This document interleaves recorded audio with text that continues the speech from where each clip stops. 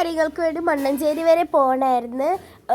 ഒന്നാമത്തെ കാര്യം സ്റ്റുഡിയോയിൽ പോയി ഫ്രെയിം ചെയ്യിപ്പിക്കലായിരുന്നു. ഉമ്മയുടെയും പപ്പയുടെയും വെഡ്ഡിങ് ആനിവേഴ്സറി വരും. അപ്പോൾ അവർക്ക് ഗിഫ്റ്റ് കൊടുക്കാൻ വേണ്ടിയിട്ട് രണ്ട് ഫ്രെയിം അല്ല, വെഡ്ഡിങ് ആനിവേഴ്സറിക്ക് ഒരു ഫ്രെയിമും പിറ്റേ ദിവസം തന്നെ വാപ്പയുടെ ബർത്ത്ഡേ ആണ്, അപ്പം ഒരു ഫ്രെയിമും കൂടി. അങ്ങനെ ടോട്ടലി 2 ഫ്രെയിം ചെയ്യിപ്പിക്കുന്നുണ്ട്.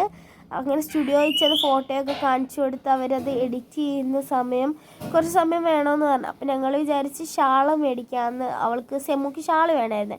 അപ്പം തൊട്ടിപ്പുറത്തെ കടയിൽ തന്നെ പോയി ഷാളൊക്കെ മേടിച്ച് ഷാള് മേടിക്കാൻ വേണ്ടി പോയി. ഷാള് കിട്ടിയില്ല.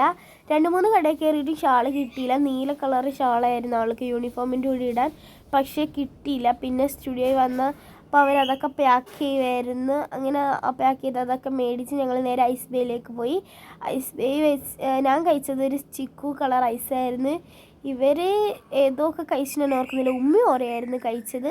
അത് കഴിഞ്ഞ് ഞങ്ങൾ തിരിച്ച് പോരാൻ നേരത്ത് നല്ല മഴയായിരുന്നു. അതുകൊണ്ട് വീഡിയോ ഒന്നും എടുക്കാൻ പറ്റിയില്ല. അപ്പോൾ ഇന്നത്തെ വീഡിയോ ഇത്രയേ ഉള്ളൂ.